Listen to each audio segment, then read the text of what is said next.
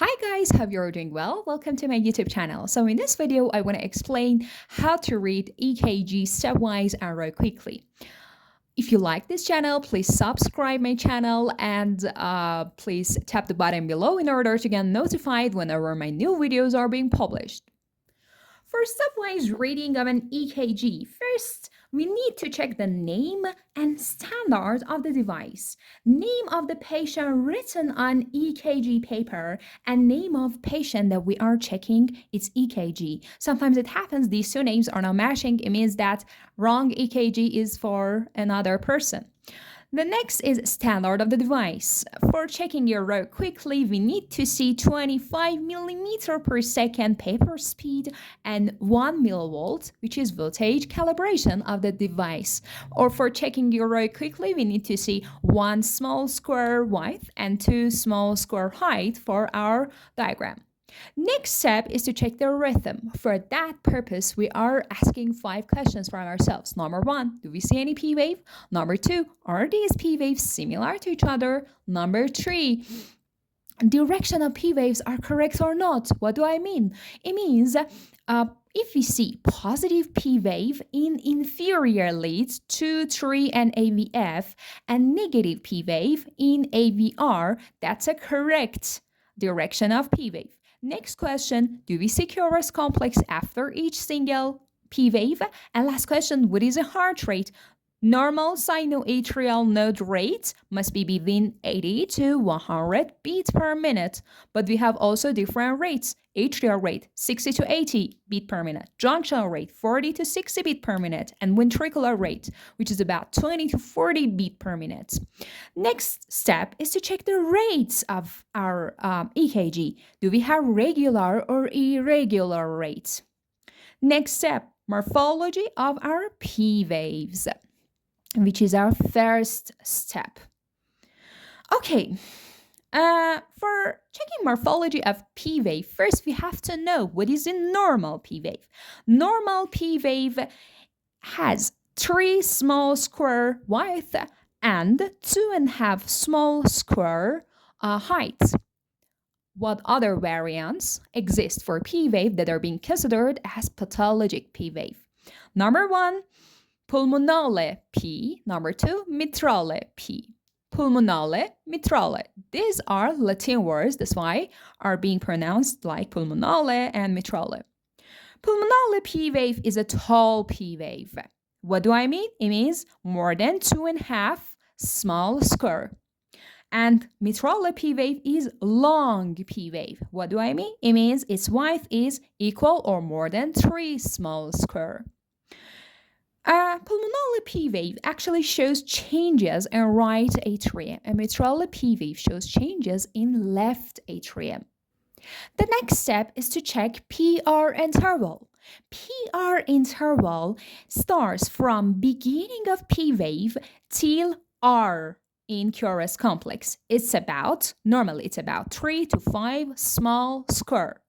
Longer PR interval shows we have a block, and shorter PR interval shows we have an accessory pathway. Why? Look at this diagram.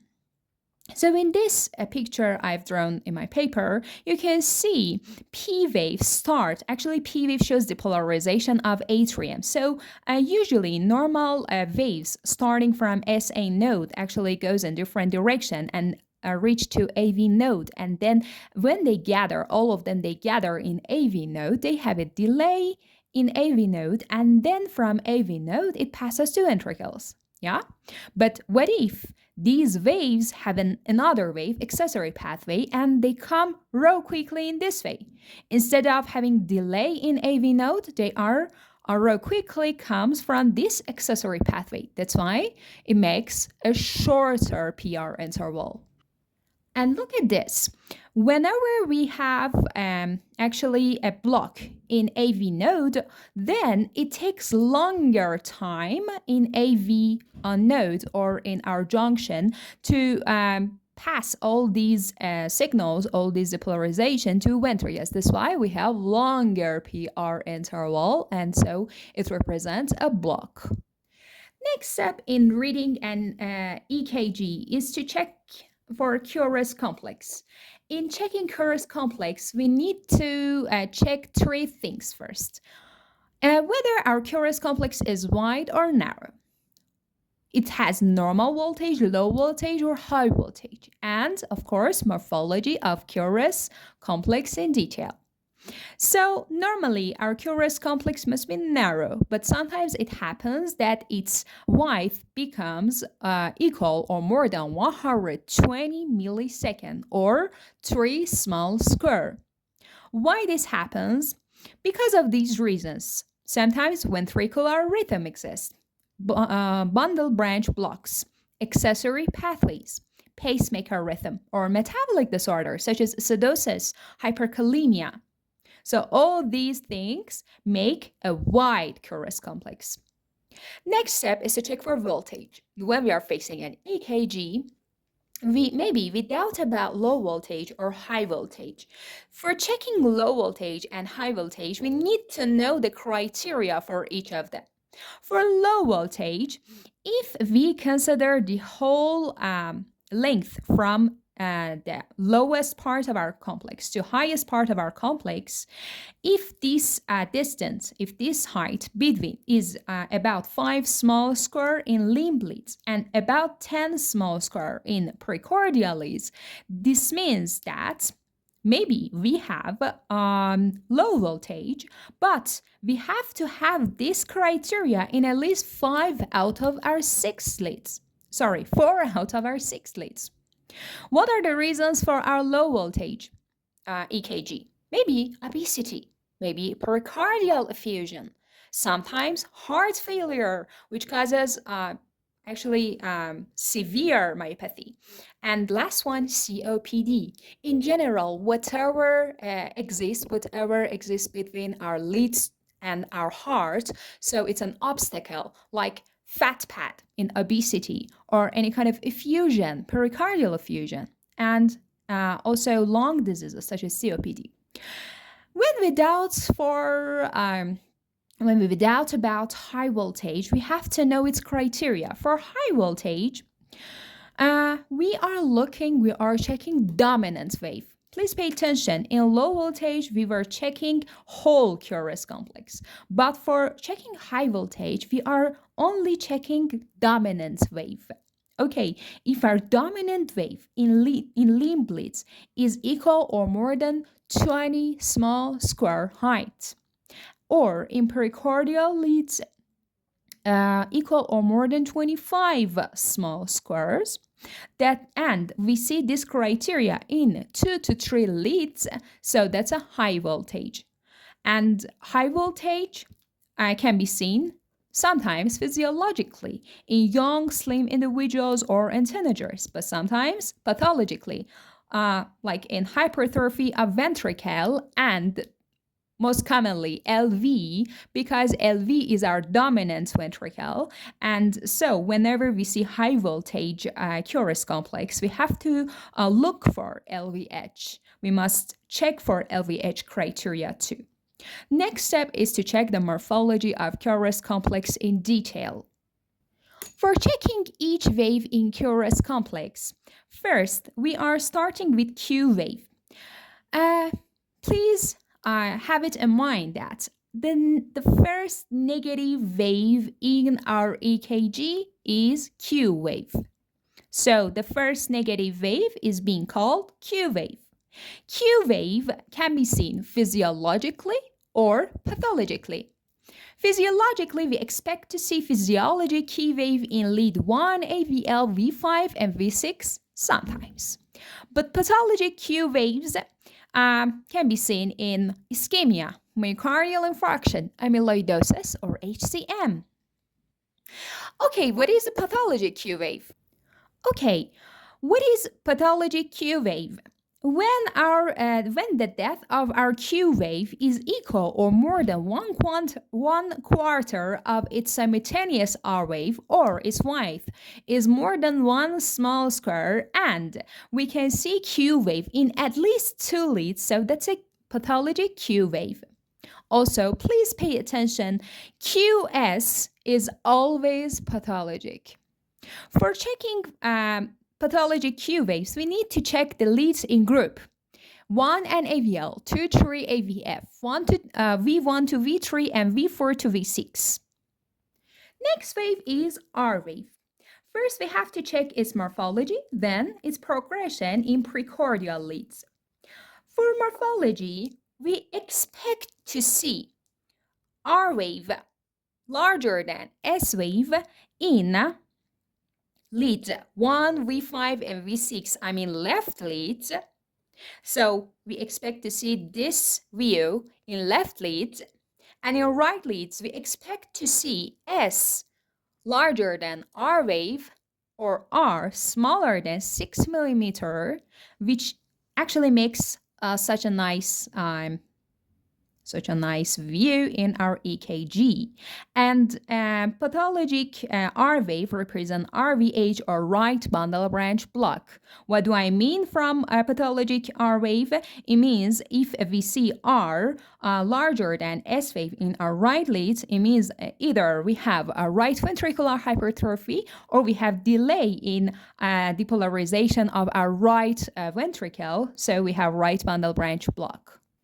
Last wave in curious complex that must be analyzed is S wave. And for analyzing S wave, we need to see left leads. In left leads, we expect to see a S wave smaller than its simultaneous R wave. Depth lesser than 5 millimeter, width lesser than 1 millimeter.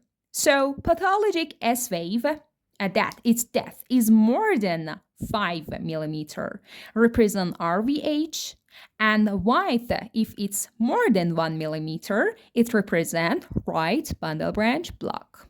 So pathologic S wave in these leads represent HCM, posterior MI, dextrocardia, and lead displacements. The next step in reading EKG is ST segments. Okay, for checking ST segment, again, like Q wave, we need to check the leads in group. 1 AVL representing left leads, 2, 3 AVF representing inferior leads, V1 to V3 for right leads, and V4 to V6 for checking left leads. And so according to whether we are seeing ST elevation in, for example, inferior leads or left leads or right leads or left leads, we can analyze which vessel is exactly causing our MI. The next step is to check T wave. So T wave can be tall or can be inverted. Tall T wave has a definition. If our T wave is taller than 2/3 of its simultaneous R or more than 10 small square, that is being called tall T wave. And when it is inverted, it actually represents subendocardial ischemia. And tall T wave represent maybe hyperkalemia or acute phase of MI. Our last step in reading EKG is to check for QT interval. Normal QT interval is between 9 to 11 small square normally. But sometimes we need to correct QT interval time. Sometimes it happens that our heart rate is lesser than 60 beat per minute or more than 100 beat per minute. It means that we have either bradycardia or tachycardia. So in these cases, we need to correct QT, and this is being called QTC. We have two formulae for that purpose: Bassett formula and Hodge's formula. For Bassett formula, either you are calculating QT in millisecond and dividing it to radical RR interval second, or you are actually using this formula for Bassett formula, 0.2 times QT small squares divided to radical number of small squares of error. The next formula is Hodge's formula. You are going to use this formula because it is easier.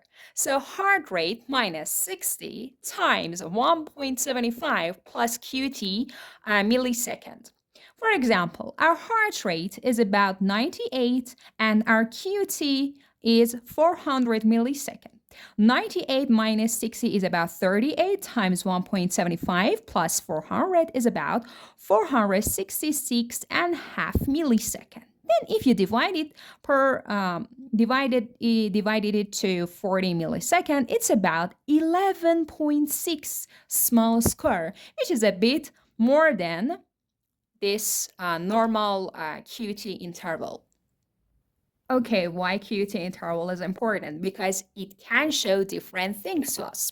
For example, short QT interval can be due to ditch toxicity, hyperthermia, hyperkalemia, hypermagnesemia, hypercalcemia, or sometimes it's very rare, but we have short QT serum.